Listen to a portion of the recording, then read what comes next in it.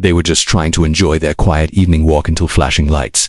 Harsh voices and racial slurs shattered the peace, but the cops never expected the sooner-decorated Marine would show up and turn the entire situation upside down. It was a peaceful Sunday evening in the small suburban neighborhood of Fairview. The sun was setting slowly, casting a golden glow over the streets, and a soft breeze rustled the leaves of the towering oak trees lining the sidewalks. Mr. and Mrs. Hawkins, a warm and respected elderly black couple in their 70s, stepped out of their cozy home for their usual evening walk. This was their favorite time of day, just the two of them, hands gently intertwined, sharing stories from the past, chuckling over memories, and talking about their plans for their 50th wedding anniversary just a few months away. Dressed neatly, with Mr. Hawkins in his pressed slacks and cap, and Mrs. Hawkins in her modest floral dress, they were the picture of dignity and grace. As they slowly made their way down the block and into the small community park nearby, nothing about them suggested trouble. But trouble came anyway, fast and unwarranted. Without warning, flashing red and blue lights filled the fading daylight. A police cruiser swerved into the park's entrance, tires screeching slightly as it came to a sharp stop just feet from where the couple stood. The sudden noise startled them both. Two white officers stepped out briskly, hands resting near their holsters, their expressions hard and eyes filled with suspicion. "Stop right there. What are you doing out here?" one of them demanded sharply. Mr. Hawkins blinked, confused. "We're just taking a walk, officer," he replied calmly, with the quiet dignity of a man who had lived through Jim Crow, the civil rights movement, and decades of quiet discrimination, but who had never once broken the law. "Don't get smart," the second officer said, stepping closer. "We've had reports of suspicious individuals matching your description in the area." Mrs. Hawkins looked at her husband, her hand tightening around his. "What kind of report?" "We live right down the street. We do this walk every night." But the officers didn't seem to care. One of them began questioning them more aggressively, demanding identification and asking them what they were really doing in the park. The other officer circled around them slowly, as if they were criminals being hunted. Mr. Hawkins reached into his pocket cautiously for his wallet, announcing every move so he wouldn't be seen as a threat. "I'm getting my ID, sir," he said softly, his voice trembling with age and tension. But before he could pull it out, one officer stepped forward and grabbed him roughly by the arm. "I said don't move," the cop shouted, twisting Mr. Hawkins' arm behind his back. Mrs. Hawkins cried out, "Please, he didn't do anything. He's trying to give you his ID." She reached out to help her husband, but the second officer shoved her back hard, causing her to stumble and nearly fall. The few people in the park began to notice. A young couple walking their dogs stopped and watched, then pulled out a phone and started recording. Another person across the street ran to get help, but the officers didn't stop. They were locked into their authority, blind to how cruel and unnecessary their behavior was. Mr. Hawkins winced in pain, struggling to stay on his feet. "This is outrageous," he muttered through gritted teeth. "We've lived here 30 years. 30 damn years. And yet, in the eyes of those officers, their age, their history, their dignity, all of it was invisible. They were black and outside at night, and to these men in uniform, that was enough." As Mrs. Hawkins clutched her chest, overwhelmed by fear and humiliation, she managed to pull out her phone with shaking hands and call one person she knew would come: her son, Marcus, the police. "They're hurting your father," she whispered. And with that call, the tide of the story began to turn. Marcus Hawkins was in the middle of unpacking his duffel bag when his phone rang. He had just returned home after a grueling deployment overseas and was looking forward to spending quiet time with his parents. The familiar scent of his mother's cooking still lingered in the air from the welcome home dinner she'd prepared. Earlier he glanced at the screen and saw his mother's name. But when he answered, it wasn't the warm, calm voice he was used to. It was trembling, panicked, barely a whisper. "Marcus, the police. They're hurting your father. Please, baby, come quick." The call dropped, and Marcus froze for a moment. A sharp chill ran down his spine. He didn't need to hear anything more. Grabbing his keys and throwing on his Marine Corps jacket, he sprinted out of the house, adrenaline already pumping through his veins. He knew the park where they always walked. He also knew that if things had gotten to the point where his mother called in fear, it was serious, possibly life-threatening. Within minutes he pulled into the edge of the park, tires screeching as he parked crooked across the curb. What he saw made his blood boil.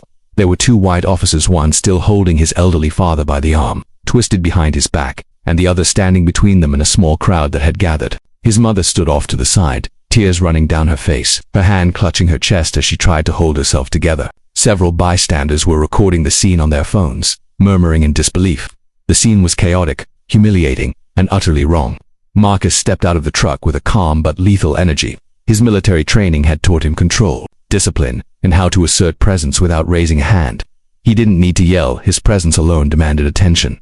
"That's my father," Marcus said loud and clear, walking toward the officers. His deep, steady voice cut through the noise. The officer holding Mr. Hawkins looked up, startled. "Step back, sir. This doesn't concern you," he barked, clearly not recognizing who he was speaking to. Marcus stepped closer, not flinching. "That's my father you've got your hands on," he repeated. "And that's my mother you just shoved to the ground."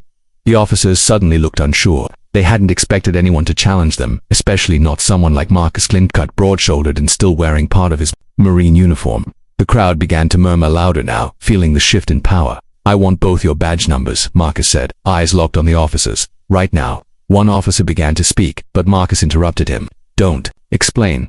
Don't justify. You harassed 2 senior citizens taking a walk in their own neighborhood, and one of them happens to be the man who raised me. I serve this country so people like my parents don't get treated like animals in public parks." The officer stammered, trying to regain control, but Marcus didn't back down. He walked over to his father, gently helping him straighten up and checking to make sure he was okay. Then he turned to his mother, wrapping an arm around her shoulders, his voice softening. "I'm here now, Mama. I got you." The officers looked at each other nervously, aware that they were being recorded and that this situation was no longer in their control. One of them tried to de-escalate. "We're just responding to a report," he mumbled, but his words fell flat. Marcus stepped forward again, his voice cold now. "You think serving a few years in uniform gives you the right to intimidate peaceful citizens? I've served 2 tours, and I've seen what injustice looks like in combat zones, but I never thought I'd come home and see it happen to my own parents. Right here where they've lived peacefully for decades." The weight of his words settled heavily on everyone present. The officers finally stepped back, clearly shaken, no longer posturing with arrogance. And in that moment, Marcus didn't just stand as a son, he stood as a protector, a soldier, and a man who refused to let his parents become just another story of silent suffering. The air was thick with tension as Marcus stood between his elderly parents and the 2 police officers, his body shielding them like armor. A quiet hush had fallen over the small crowd that had gathered, most of whom still had their phones raised, recording every second. The shift in power was clear now. The officers, once aggressive and in control, now looked uneasy. They hadn't expected this confrontation, especially not from a towering Marine with combat experience, a decorated uniform, and a commanding presence that demanded answers. Marcus's jaw was clenched, eyes sharp and unwavering. "My parents have lived in this neighborhood longer than either of you, have probably worn a badge," he said, his voice like steel. "You came in here with bias, with assumptions, and now you're going to be held accountable." The officer who had shoved Mrs. Hawkins looked away, avoiding eye contact as guilt began to replace his earlier arrogance. The second officer, still visibly defensive, tried to save face. "Sir, we had a report of suspicious behavior from a resident. We were just responding to that call." But Marcus wasn't having it. "Suspicious behavior? You mean 2 old folks walking hand in hand through a public park? What's suspicious about that? Or is the real issue the color of their skin?" The officer flinched, not because he was being physically attacked, but because the truth hit harder than any punch.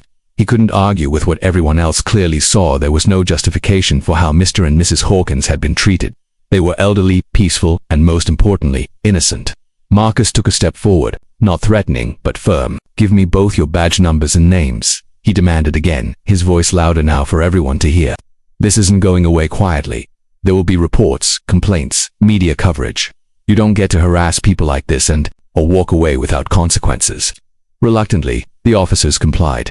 They recited their badge numbers, which several bystanders also noted down. One woman even stepped closer to Marcus and offered to send him the video footage she had taken from the beginning. "Thank you," Marcus said to her, his tone softening slightly, a small moment of solidarity in the chaos. He turned back to his parents. Mr. Hawkins was trying to remain strong, but Marcus could see the pain in his eyes, the humiliation, the disbelief, the sense of betrayal by a system he had quietly trusted for decades. Mrs. Hawkins clung to Marcus's arm, her grip tight, her body still shaking slightly. "Let's go home," Marcus said gently, placing his hand on his father's back. "You don't need to say another word out here. I've got this." As they slowly walked back toward Marcus's truck, the crowd began to part respectfully. People nodded at them, some quietly offering words of support and encouragement. One young man stepped forward and said, "Thank you for standing up. They needed to see that." Marcus nodded, but his face remained serious.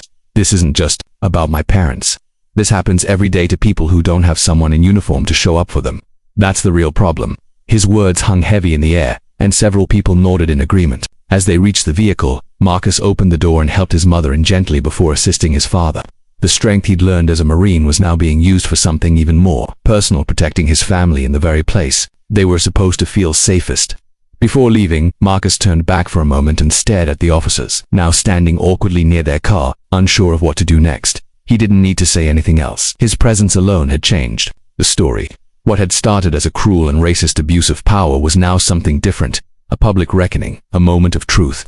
And Marcus, the soldier who had fought enemies overseas, had now exposed injustice in his own backyard. Marcus didn't waste a second after his mother's trembling voice faded from the call. His heart pounded as he grabbed his keys and threw on his Marine Corps jacket, barely remembering to shut the front door behind him. The thought of his parents, two of the kindest, most decent people he knew, being manhandled by police officers made his blood boil. He knew his father, a proud and peaceful man, wouldn't have resisted or raised his voice. And he knew his mother, gentle and soft-spoken, must have been terrified. As he drove through the familiar streets of his childhood neighborhood, memories of simpler times, bike rides, cookouts, family walks in the park flashed through his mind, but those images clashed violently with what he feared he was about to see. When he pulled up to the park entrance, his worst fears were confirmed. His mother stood off to the side, clutching her chest, her eyes red and filled with fear. His father, usually upright and proud, was hunched slightly, his arm held awkwardly as one of the officers gripped his wrist too tightly. The other officer stood in front of them, posturing, his hand resting too casually on his holstered weapon. Around them, a small crowd had formed, neighbors, joggers, dog walkers, some filming, others frozen in disbelief. Marcus stepped out of his truck and moved with purpose, his boots hitting the pavement with a weight that made people instinctively move aside. "Get your hands off my father," he said in a voice that wasn't loud, but powerful enough to silence the noise around him. The officer holding Mr. Hawkins looked up, startled. "Sir, step back. This is a police matter," he began, but Marcus cut him off. "That's my father, and that's my mother. You're harassing two senior citizens who've lived here longer than you've probably had a badge." The officer tried to puff himself up, but something in Marcus's expression to calm fury in his eyes. The authority in his stance made him hesitate. Marcus stepped between them, gently prying his father away from the officer's grip and helping him straighten up. "Are you okay, Dad?" he asked softly. Mr. Hawkins nodded faintly, though the pain in his eyes spoke volumes. "I'm fine, son," he muttered, but his voice was tight. "This is ridiculous." Marcus turned his attention back to the officers. "Badge numbers, now," he said. The officers exchanged an uneasy glance, then gave their names and numbers, which several onlookers also noted down. One young woman, still filming, stepped closer and said, "I got it all." From the beginning, Marcus gave her a nod of thanks. His anger was still bubbling beneath the surface, but he kept it controlled, just like he'd been trained to do in combat. "You came at them with aggression, with no reason, no respect. You shoved my mother and twisted my father's arm for taking a walk. That's not serving and protecting, that's intimidation. That's abuse." The officers tried to retreat into their authority, citing a report of suspicious individuals, but the words sounded hollow, even to themselves.